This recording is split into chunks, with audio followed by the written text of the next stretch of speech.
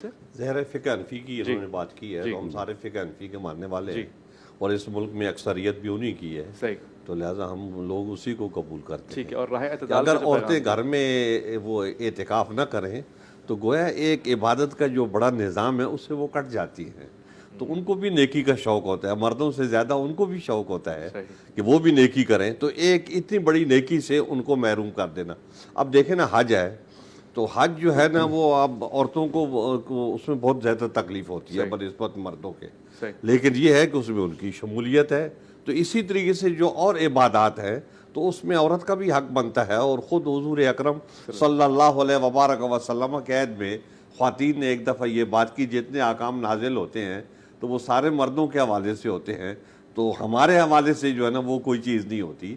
तो गोया उनके दिल में तमन्ना है, ख्वाहिश है कि हमें भी हमारा रब मुखातब करे, हमें कुछ हुक्म दे, हम उसकी इबादत करें, तो उनके दिल में जो ख्वाहिश है तो ये किधर जाएगी। तो हज़रत इमाम अबू हनीफा रहमतुल्लाह ताला अलैह ने ये जो गुंजाइश पैदा की है घर में एतिकाफ़ करने की ख्वातीन की, तो ये उनकी जो है ना दिलजोई भी हो सकती है और सवाब भी हासिल हो सकता है। सही मामला। इसमें जो है ना देखें, इतनी बात में खुलासे के तौर पर कि मस्जिद में एतिकाफ़ की फजीलत औरत के लिए ये किसी भी रिवायत में नहीं है, बल्कि नबी के अमल से मालूम होता है कि इसकी हौसला शिकनी की गई है। अच्छा, जब भी नबी मस्जिद में एतिकाफ़ में बैठे तो कभी भी ख़वातीन नहीं बैठी, एक दफ़ा बैठी हैं। अगर आप सल्लल्लाहु अलैहि वसल्लम ने तरगीब दी होती तो जैसे मर्द एतिकाफ़ में बैठा करते थे तो ख़वातीन भी बैठती।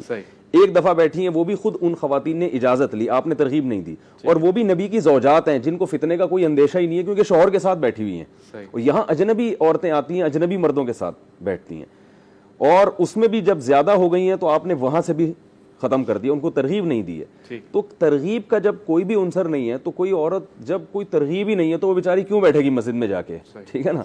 तो इससे वो बात कि जहाँ वाजिबात आ जाएं तो फिर सुन्नत के अमल को एक तो हम भी ये कहते हैं कि अगर कहीं भी फितने का अंदेशा नहीं, कोई मस्जिद ऐसी है जो सिर्फ है ही ख़वातीन के लिए, ठीक है ना, ऐसा होता नहीं है, और उसमें कहीं भी मर्दों के साथ इख्तलात का अंदेशा नहीं है, तो ठीक है, वो फिर मस्जिद में असल बहरहाल मस्जिद ही है। मिनट हमारे पास एक रह गया, मगर ये ज़रूरी चीज़ है, मैं पूछना चाहता हूँ। बहुत से अफराद एतिकाफ़ में जाके मामूलात ज़िंदगी वैसे ही अंजाम दे रहे होते हैं, मिसाल के तौर पे कारोबारी कॉल्स चल रही हैं और वो मामलात कुछ तो लाइव, जो एक सोशल मीडिया पे एक प्लेटफॉर्म है जिसमें लाइव आके अपने बयान देते हैं, ये जायज़ है, ठीक है, मुनासिब है? जी बिल्कुल, यानी मैं सवाल नहीं समझा आपका कि मेरा कारोबार चल रहा है और मैं जब एहतिकाफ में बैठा हूं तो मैं अपने दोस्तों से कारोबार के हवाले से, भाई इसमें ये कर देना, फलां को इतने पैसे दे देना, एक चीज़।